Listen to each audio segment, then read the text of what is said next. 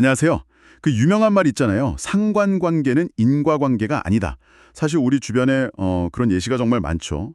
혹시 그 니콜라스 케이지 영화 출연 횟수랑 수영장 익사사고 사망자 수가 이게 꽤 높은 상관관계를 보인다는 이야기 들어보셨어요?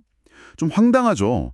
설마 니콜라스 케이지가 영화에 많이 나올수록 사람들이 수영장에서 더 위험해지는 걸까요? 당연히 아니겠죠. 오늘은 바로 이런 겉으로 보이는 연관성 너머의 진짜 원인을 찾아가는 방법을 좀 깊이 탐구해보려 합니다. 당신이 제공해주신 자료들을 바탕으로 해서 인과관계 추론의 강력한 지도라고 할 수 있는 방향성 비순환 그래프, DAG라고 하죠. 그리고 그 지도를 현실 데이터에 적용하는 회귀 분석의 원리를 파헤쳐볼 거예요. 조금 복잡하게 들릴 수도 있지만 데이터 속 숨겨진 진짜 관계를 찾아내고 또 위험한 함정들을 피하는 법을 명확하게 이해하는 시간이 될 겁니다. 제대로 한번 들어가 볼까요? 네, 아주 흥미로운 주제입니다. 오늘 우리가 집중할 것은 단순히 두 가지가 함께 움직인다. 이걸 넘어서 왜 그런가? 이 질문에 답하는 방법론이죠. DAG는 우리가 세상이 어떻게 작동한다고 생각하는지 그 인과적인 가설을 아주 명확한 그림으로 표현하게 해주는 그런 틀이고요.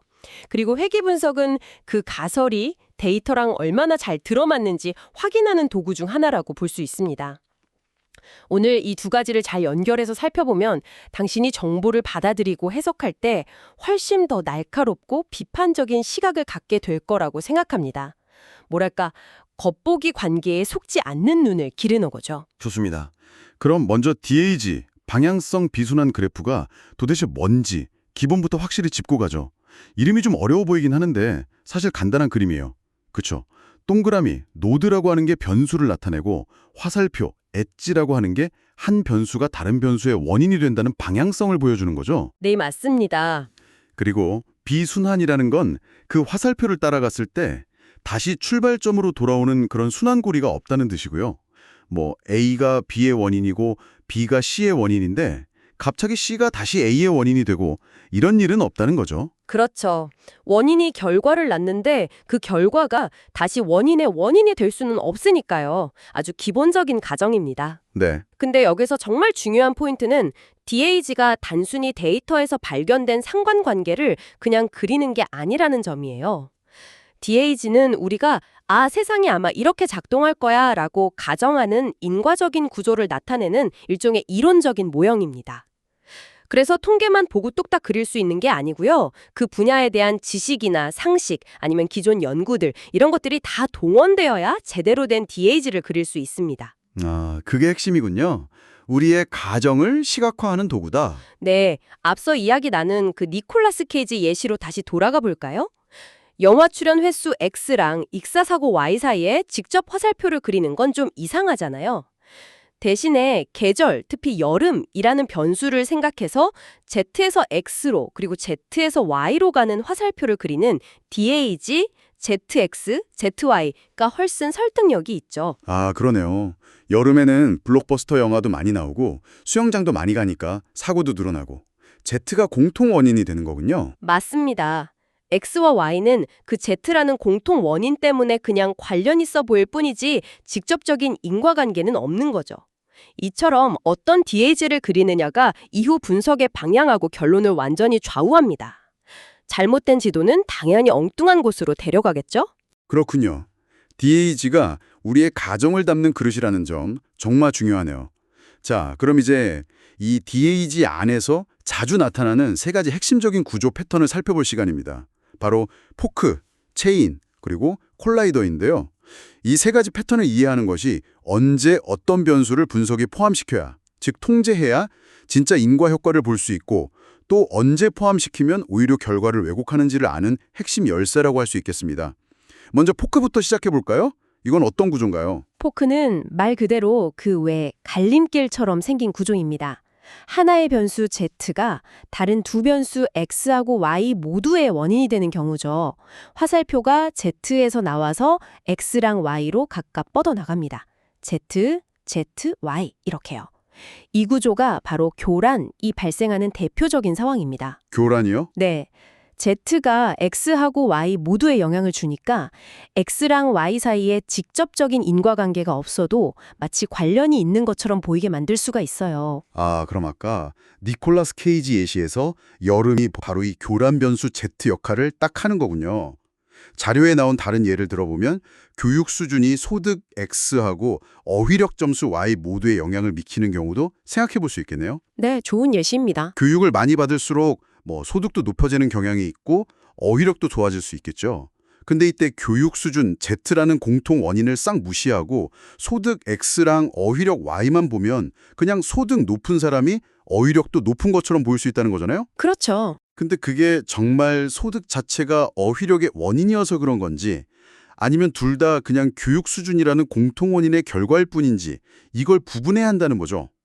실제로 소스에 나온 시뮬레이션 데이터에서도 교육 수준을 모델에 넣지 않았을 때는 소득이 어휘력에 꽤 큰 영향을 미치는 것처럼 나왔었죠. 정확합니다. 그게 바로 교란 효과라는 겁니다. Z를 통해서 X에서 Y로 가는 실제 인과관계가 아닌 뒷문 경로라고 부르는 길이 열려있기 때문에 발생하는 일종의 착시 현상이죠. 이 뒷문을 닫아야만 X와 Y 사이에 순수한 관계, 진짜 관계를 볼 수 있습니다. 아, 그럼 그 뒷문을 어떻게 닫나요? 해결책은 명확합니다. 교란 변수 Z를 통계 모델에 포함시켜서 통제, 컨트롤하는 겁니다.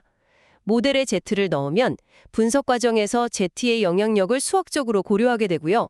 그 결과 X가 Y에 미치는, 만약 있다면 순수한 인과 효과만을 추정할 수 있게 됩니다. 아하. 시뮬레이션에서도 회계 모델에 교육 수준, Z 변수를 추가하니까 소득 X가 어휘력 Y에 미치는 효과를 나타내는 계수가 확 줄어서 거의 0에 가까워졌잖아요.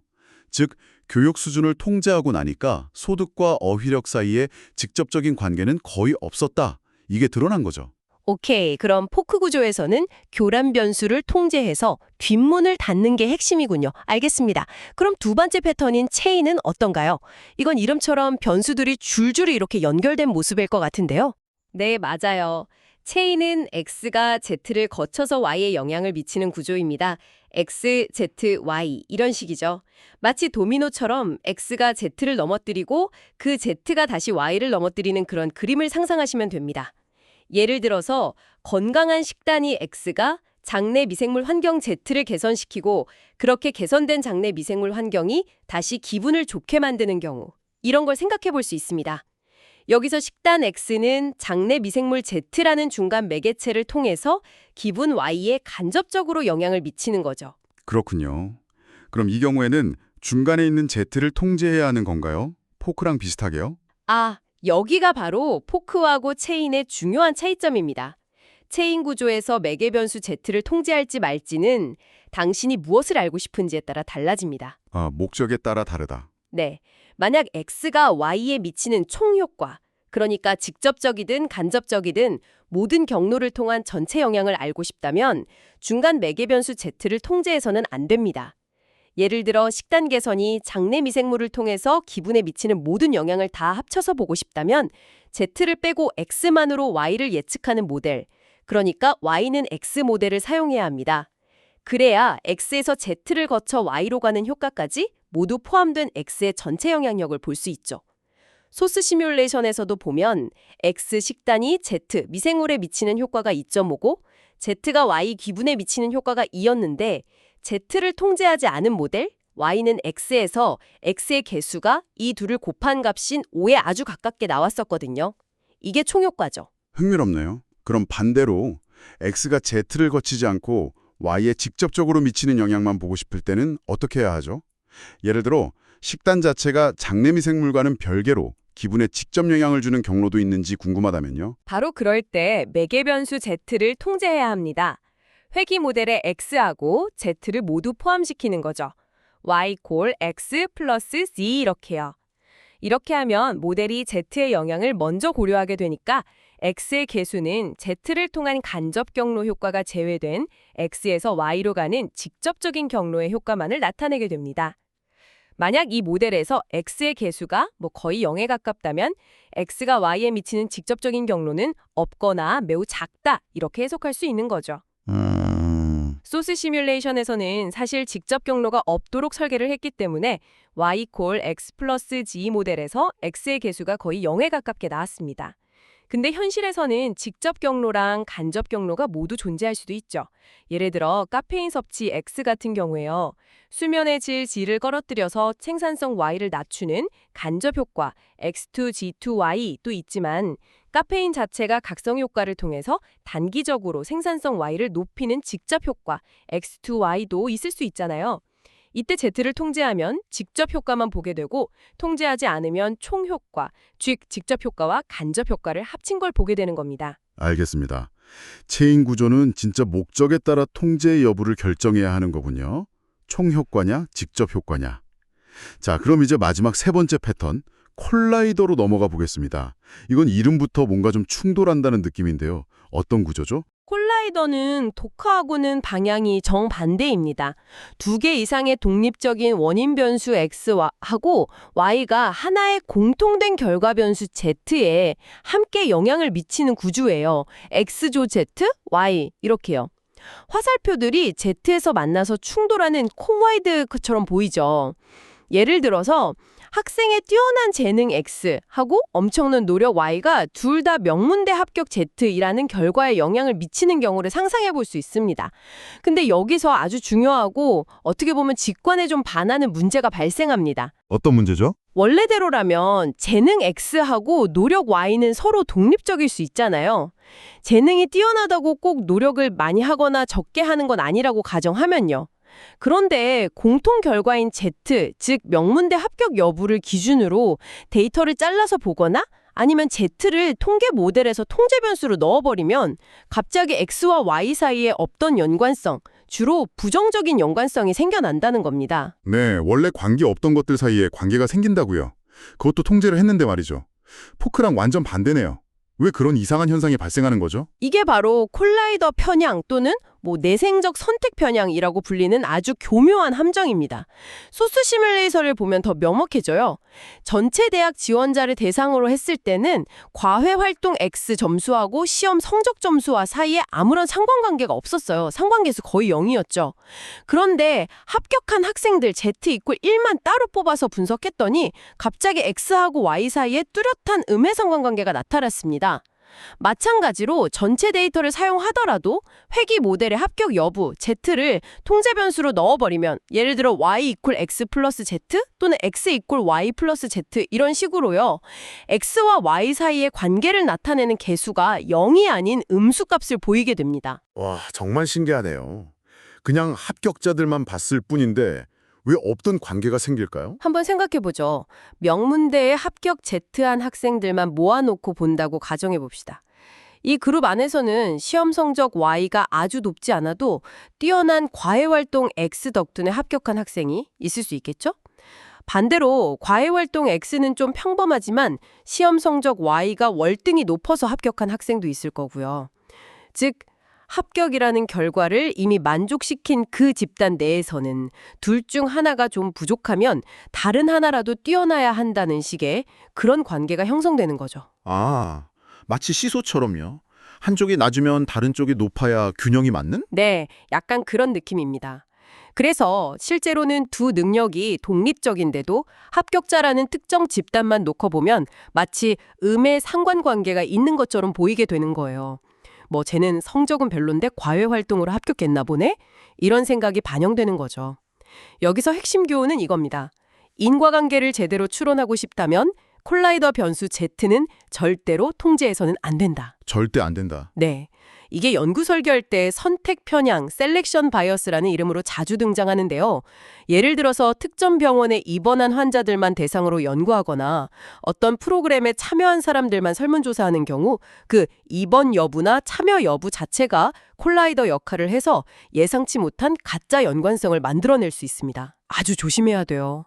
관련 있어 보이는 변수라고 모델에 넣었다가 오히려 없던 관계를 만들어낼 수 있다니. 자, 그럼 지금까지 살펴본 세 가지 경로하고 통제 전략을 간단히 좀 정리해 볼 필요가 있겠어요. 교란 변수가 있는 포크 구조에서는 그 교란 변수 Z를 반드시 통제해야 진짜 관계를 볼 수 있다. 원인과 결과가 사슬처럼 이어진 체인 구조에서는 내가 알고 싶은 것이 총효과인지, 직접 효과인지, 목적에 따라 매개 변수 Z의 통제 여부를 신중하게 결정해야 한다. 그리고 여러 원인이 하나의 결과로 모이는 콜라이더 구조에서는 그 공통 결과 변수 Z를 절대로 통제하지 말아야 한다. 이렇게 정리하면 될까요? 네, 정확하게 요약하셨습니다. DAG 상에서 변수 간의 연관성을 전달하는 경로를 열린 경로, 오픈 패스, 전달하지 않는 경로를 닫힌 경로, 클로즈드 패스라고 부르는데요. 포크에서 교란 변수를 통제하는 것은 X와 Y를 잇는 비인과적인 뒷문 경로, 백도어 패스를 닫는 행위입니다. 그래야 인과 경로만 남죠. 체인에서는 목적에 따라서 그 인과 경로를 열어두거나 닫을 수 있고요. 반면에 콜라이더는 기본적으로는 X와 Y 사이에 닫힌 경로인데 Z를 통제하는 순간 이 닫혔던 경로가 부주의하게 확 열리면서 비인과적인 연관성을 만들어내는 것이죠. 그래서 DAG를 그려서 이런 경로들을 미리 파악하는 게 정말 중요합니다. 좋습니다. 이제 언제 변수를 통제하고 언제 하면 안 되는지에 대한 규칙은 명확해진 것 같습니다. 그런데 한 가지 더 궁금한 점이 생겼어요. 우리가 통제한다고 할 때 주로 회귀 모델에 그 변수를 추가하는 방식을 이야기했잖아요. 네, 그렇죠. 가장 흔한 방법 중 하나죠. 구체적으로 모델에 변수를 추가하는 것이 어떻게 수학적으로 그 변수의 영향을 제거하거나 분리하는 효과를 내는 걸까요? 단순히 변수를 넣는다고 마법처럼 그 영향력이 뿅 하고 사라지는 건 아닐 텐데요. 두 번째로 제공해 주신 자료 내용이 이 부분을 설명하는 것 같던데 좀 더 파고 들어가 볼 수 있을까요? 아주 예리하고 중요한 질문입니다.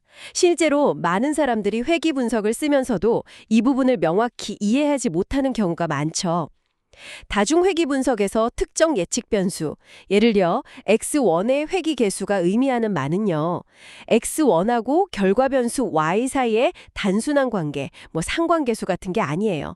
모델에 함께 포함된 다른 모든 예측 변수들, X2, X3 이런 것들의 영향력을 다 고려하고 난 뒤에 X1이 Y에 대해서 갖는 고유한 또는 독자적인 기여분, 이것을 나타냅니다. 여기서 이제 반부분 상관관계, semi-partial correlation이라는 개념이 등장하는데 이 개념이 회귀 개수의 의미를 이해하는 열쇠라고 할 수 있습니다. 반부분 상관관계요. 이름이 또 조금 어려운데요. 조금 더 직관적으로 설명해 주실 수 있을까요? 예를 들어 아까 교육, Z, 소득, X, 어휘력, Y 예시로 다시 돌아가서 설명해 주신다면요? 우리가 알고 싶었던 건 소득 X가 어휘력 Y에 미치는 순수한 영향이었잖아요. 그런데 교육 수준 Z라는 교란 변수가 있었고요. 그래서 모델에 Y = X 플러스 Z라고 교육 수준을 넣었습니다. 이때 X의 회귀 개수는 무엇을 의미할까요? 반부분 상관관계의 관점에서 보면 이렇습니다. 먼저 어휘력 Y의 전체 변화량 중에서 교육 수준 Z가 설명할 수 있는 부분을 싹 걷어냅니다. Z의 영향력을 빼는 거죠. 그리고 소득 X의 전체 변화량 중에서도 역시 교육 수준 Z로 설명되는 부분을 걷어냅니다. X에서도 Z의 영향을 빼는 거예요. 이제 교육 수준의 영향이 제거된 순수한 어휘력 변화 부분하고 순수한 소득 변화 부분이 남았죠. 네, 각각 Z의 영향력이 빠진 알맹이만 남은 거네요. 그렇죠. 이 둘 사이의 관계를 측정한 것이 바로 X의 회귀계수, 즉 반부분 상관관계하고 관련된 값입니다. 다른 변수 Z의 그늘을 싹 걷어내고 X하고 Y만의 독자적인 관계, 고유한 관계를 보는 거죠. 아하, 그러니까 회귀 모델에 Z를 넣는다는 건 모델한테 야, Y 설명할 때 Z 몫은 먼저 떼놓고 생각해. 그리고 남은 Y의 변화 중에서 X가 추가적으로 자기 혼자 힘으로 설명하는 부분이 얼마나 되는지 나한테 알려줘. 이렇게 명령하는 것과 같군요. 바로 그겁니다. 비유가 아주 좋네요. 딱 그거예요. 회귀 분석은 이런 식으로 각 변수가 다른 변수들하고 공유하는 설명력을 제외하고 해당 변수만이 유니크하게 결과 변수의 변화를 설명하는 정도를 분리해서 보여줍니다. 그래서 우리가 포크 예시에서 교란 변수인 교육 수준 Z를 모델에 추가했을 때 소득의 개수가 거의 0이 되었던 겁니다. 교육 수준을 다 고려하고 나니까 소득이 어휘력을 추가적으로 설명하는 고유한 부분이 거의 없었기 때문이죠. 단순히 변수를 목록에 추가하는 행위가 아니라 모델이 내부적으로 변수들 간의 중첩된 영향을 수학적으로 분리하고 조정해주는 과정인 거죠. 와, 이제 통제한다는 말이 훨씬 입체적으로 이해되네요. 단순히 변수를 목록에 추가하는 걸 넘어서 모델 안에서 변수들끼리 서로의 영향력을 계산하고 분리해내는 그런 과정이 숨어 있었군요. 네, 그렇습니다.